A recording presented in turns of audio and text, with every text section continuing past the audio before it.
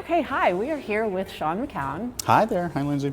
Hi, you want to introduce yourself? Yes, I'm Shawn McKown. I work in linguistic validation and have for the last 23 years or so. We are here at ISPOR and have been really enjoying the sessions. Yeah. So we were talking about sitting down to have one of these conversations. Because we both work in the eCOA space, we're hearing, I think, similar things, but from maybe different stakeholders. Sure. So I was hoping we could do a couple things during this conversation. One, to talk about the conference. To then also talk about what are some pain points that you're experiencing, what are clients bringing to you, what are you noticing that maybe clients aren't bringing to you, what are you very excited about, Yeah. and then we can also just have some general let's get to know Shawn That sounds great. discussion. So maybe let's start out with sessions at ISPOR. What are you noticing so far? Well, there is a little bit more COA and PED than I was expecting, which has been a nice surprise. Over the last 5 years or so, there has been kind of a gradual decline, unfortunately, in that piece of it at ISPOR, and there have been quite a few, good sessions, I think, and also they're not stuck kind of Wednesday afternoon. They're well positioned, so it could be that the tide is turning a little bit, and there's a little bit more emphasis and focus on it, which is nice. I agree with that. I think that compared to previous ISPORs, where there might be, like you said, a couple of sessions that are all at the same time or not at a great time, the stuff that we're interested in is much more in the mainstream. So I feel like, I'm not sure, is that the industry's ready for us? Is that the conversations are, I don't know. It could be, it's a pendulum, because 15 years ago there was quite a bit more of this stuff, and then it almost vanished for a period. That's true. And actually that reminds me of the conversation that we were just having, where we're revisiting some kind of truths because we have higher expectations now. Right. So when we're talking about patient-reported outcomes or patient experience, it's not enough to, the fact that we're just capturing them is creating some frustration. So let's revisit it and say, let's capture them better or not at all. And so we all are in that camp of better. Yes, agreed. Yeah. Cool. Anything else at ISPOR that?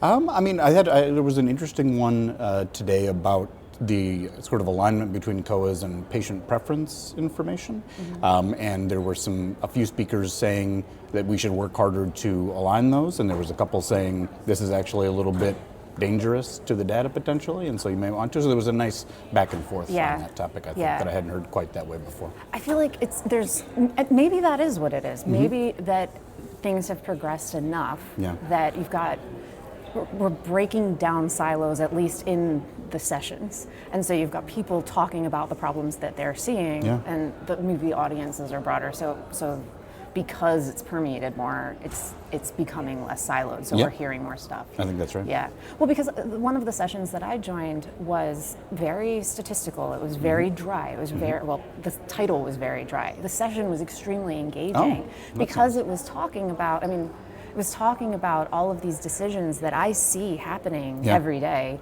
where those really need to be made by statisticians, and they're often made by a solution designer or something. And that I was in that room to hear that was really, really important. I'm sure that those conversations have been happening other years, but it's more in that interest group or something. Which is good. Yeah.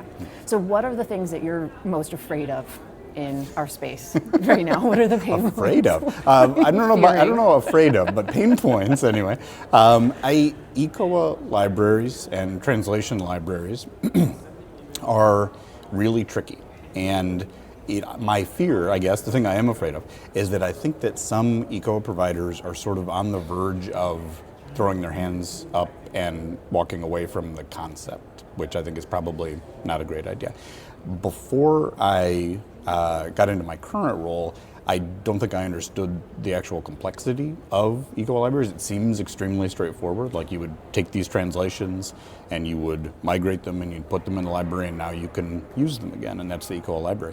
But there are a number of kind of confounding factors that make it really tricky for eCOA providers. There's copyright holders who are wary of the topic, and in a lot of cases they will refuse to allow their translations to be put in a library. There are technical issues that I didn't really understand before these sort of discussions with the eCOA consortium, and so it has led to a place where I think most people would think that eCOA libraries are much farther along than they are. And there are some groups that are doing it pretty well, I think. So not to say that it's impossible to do, but I think that more eCOA providers than I would have guessed are really struggling with it. Yeah, and for me, it's not something that it was like I didn't hear about it because it's not quite the space that I'm in. Yeah. And then I was hearing about it all the time. Right. And I don't think that copyright holder issue that you mentioned, I don't think that that's well understood. Right. I'm starting to hear questions or see things in RFPs that are, does this vendor have an eCOA library Right. and all this stuff? And so that's people are just presupposing that all libraries are created equal and everything should be in it. Right, and there's a definitional question of what is an eCOA library? Yeah, Which, what is an eCOA library? well, I mean, ideally, I think what it is a group of instruments and translations that have been migrated in and checked from a quality standpoint, and the copyright holder, if that's applicable, is on board and is sort of agrees to have it in there. And I think what you have in practice is kind of translation that has been migrated in the past for some other study that somebody can grab and try to reuse. And so I think there's those two definitions exist, and then there's kind of areas in between those two, which makes it challenging, I think, for people to conceptualize what it actually means to have a library. And so what do you think is the benefit? What do you think are drawbacks? Like, what's your position on libraries? I am actually bullish, even though it is more complex than I had anticipated because I didn't completely understand it, until the last few years probably. But I am bullish on it because it still is the case that eCOA migration of translations takes too long and is too error prone, and the best way to solve that is to not do it as much, and the way to not do it as much is to have it in a library. And so there really does need to be quite a bit of focus on improving those pain points associated with it. And again, I think some groups are doing a really nice job with that. But yeah, I think that I don't know exactly when it will become kind of always happening, but hopefully within 5 years or so there'll be a change. What are risks to libraries?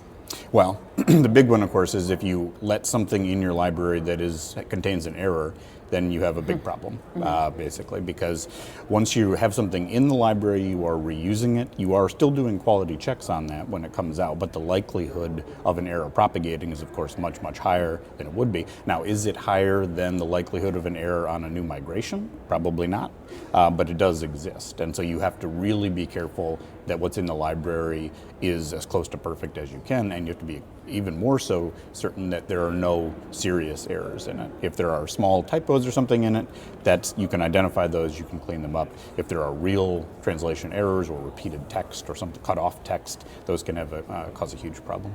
And this is actually a really nice follow-up too, because I last sat down with Kelly Howard, and what she and I were talking about is the measure that you also worked on to help address those issues kind of every time. And we're in a difficult spot here because we're not speaking on behalf of our company, we're speaking on behalf of ourselves, but as we speak on behalf of ourselves, thoughts on interventions or strategies to de-risk the library? Yep, I mean, that IMS scale, I think, is a really good place to start overall. I mean, the big question with that scale, as you and I have discussed before, is it's not difficult to identify problems in a library translation. What can be somewhat hard is to look at them as a whole within that instrument and say, how big a problem, like, are these three tiny problems when you piece them together, that sort of thing. So that is certainly tricky.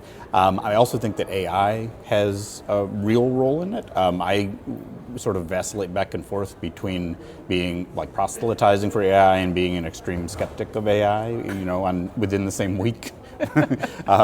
But I think that it's pretty clear that it can do proofreading as long as you're setting it up properly and prompting it appropriately and building code appropriately. And so that's a key too. Yeah. I'm chuckling because as we were preparing for this, we both used Copilot, and it had some really great suggestions for how we could for seem jokes. human and joke and stuff, and that's not lots of stuff about coffee. Yep. Right? So I do have a script that I'm supposed to ask you. How's conference season treating you, Shawn? Well, I'd say that my suitcase is more organized than my mind at this point, Lindsay. That sounded really human. Pretty good. That sounded really Yeah, human. pretty of good. you. Thanks, Okay. Copilot. Yeah. What about the one that was like specific for COA strategy people? Here is one for the real heads, the Yeah. real COA heads. Yeah. And then it was just like, I need a lot of coffee to get through conferences. Haha, how about you? So I agree. AI that's well trained Yep. with something like the IMES Right. that can help Yep. to flag issues Yes. is really important. Yep. I also think, as we're talking about this concept of libraries getting into the hands of procurement, right? Like Yes. they're not understanding the nuances because we are not understanding the nuances until you start to dig into it over the last couple of years, Yes. even though this has been your space for Yep. decades. So how do we offer perspective? And that's where I think one of the things that the IMS does nicely is say, like, these are things you need to deal with. Yes. These are things you need to deal with right now. Yep. You can wait, and then this stuff, just like, don't do it again, right? Like, Yeah. do better proofreading next Yep. time. Yep. And I think that perspective is really, really important, especially when you're talking about potentially thousands and thousands of issues. Absolutely. When it's misplaced commas and periods. So it's really important to be able to categorize them. Yep, absolutely right. So AI is a thing you're excited for. Yeah. You wanna talk Most about it? days, most days, yeah. You go- Yeah, and you gotta get that AI some coffee.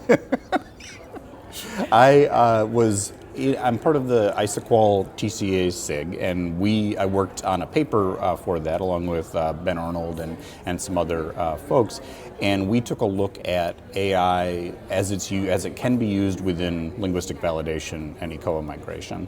And the reason we thought that was necessary to do is that, kind of unlike regular translations, you're translating an informed consent or something like that, with linguistic validation there is an extremely prescriptive process that you're supposed to follow, and the regulatory agencies point to this process and they say they expect the process. And so it's sort of very clear that you can't just feed a COA into Claude and then get a translation back and use it. That's sort of obvious. But we were thinking, what could we explore ways that we could reasonably include AI in the process while still remaining true to kind of the spirit of the guidance. And so that was an extremely fun exercise, actually. Yeah.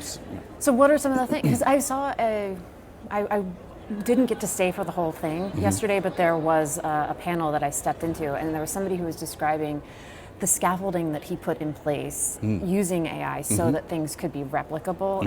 Is that some of the stuff that It is, and the other big piece is sort of identifying, because there's so many processes, it's very reiterative within linguistic validation, and there are some elements that are a really nice fit and other elements that are not a really nice fit for AI. And so it's also being really careful about where you are using it and how you are using it. Like, as an example, with eCOA migration, we did a lot of kind of interviews across the industry. We, of course, did a lit review. We talked to the folks on our working group. No one has a problem with using AI to make eCOA migration work well. You're not contravening any guidance from what we could see. For something like cognitive debriefing interviews with patients, native-speaking patients, that's a lot trickier, obviously. And so where we landed there was, it can be helpful for some things. It can be helpful reviewing the data. It could potentially be helpful in terms of kind of probe questions, assisting with probe questions, that sort of thing. But you don't, at this point, want the cognitive debriefing interviews, the in-country cognitive interviews, to be run with an AI interviewer from our perspective. Yeah, I mean, that makes sense. And using our Copilot coffee example, you can see why. Like, I love using AI to help me evaluate the tone of something that I've created. I think that's right. But AI cannot create a tone itself reliably, and that's a huge part of what you're trying to figure out when you are doing the cognitive debriefing, making sure that it's culturally appropriate, all that stuff. Yeah, I think one thing that we're not quite there with AI. It can do a lot of things, but I think people who are using it, using Copilot or using something similar, they will want to build something with it, either whether it be like a speech or a document or whatever it is, and it'll come back to them and it will have signifiers of accuracy and sort of understanding, and the person who put it in there does not actually check it clearly to make sure that it's exactly what it should say. If it was a human sending it back to them, they'd be checking the work very carefully and be saying, well, this isn't quite right, and you didn't quite get it here. And with AI, they're just saying, great, let's go. And that will change, I assume, as people use it more. Yeah, that makes sense. Anything else in the AI kind of space, or anything non-AI that you're? The other interesting thing that we are working on within the iSequal SIG, and Ben Arnold and I are working on this, and it's actually going to be hopefully a collaboration with ISPOR.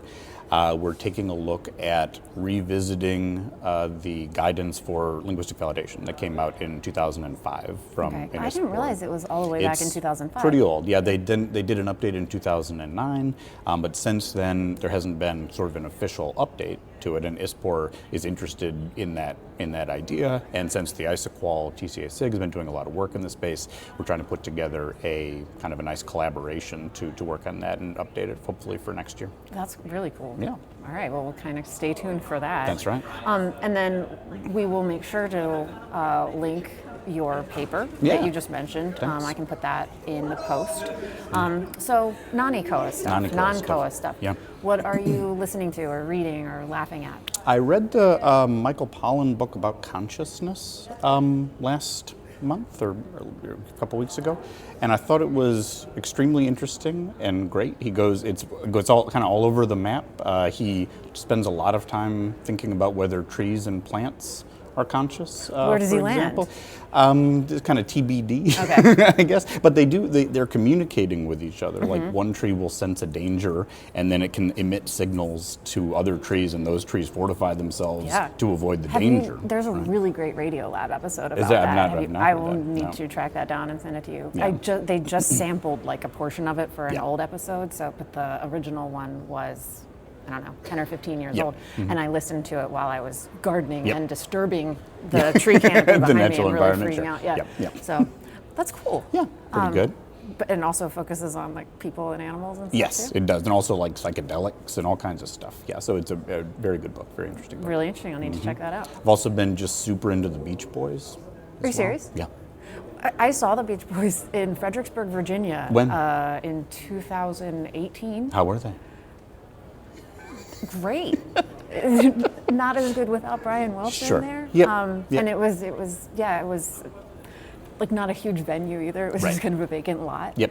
Yeah, I mean, good for them. the thing that I like about them is they had this obviously great 60s period, and then right after that, sort of the conventional wisdom is that Brian broke down and now they're not good anymore. But they were actually awesome like throughout the 70s, and then there was a slow decline after that. But there's all this 70s stuff that's really fun to listen to.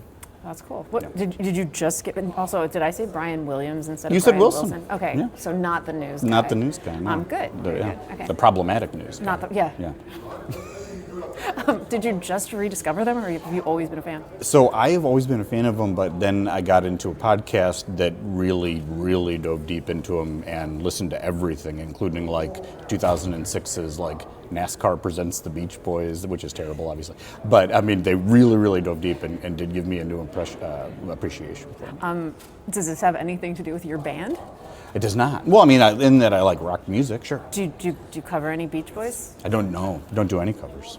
No? No. It's all original? Yeah. Why did I just think it was like a dad band that did covers? Because that's kind of my vibe. Do you write songs? Yeah. What instrument do you play? Keyboard and guitar, and This I is a sing. new podcast now. We can talk about Yeah. Sean's musical abilities. Yeah. Wait, so- guitar, keyboard, and singing. And singing? And singing. Will you sing something for us? No. Of course not.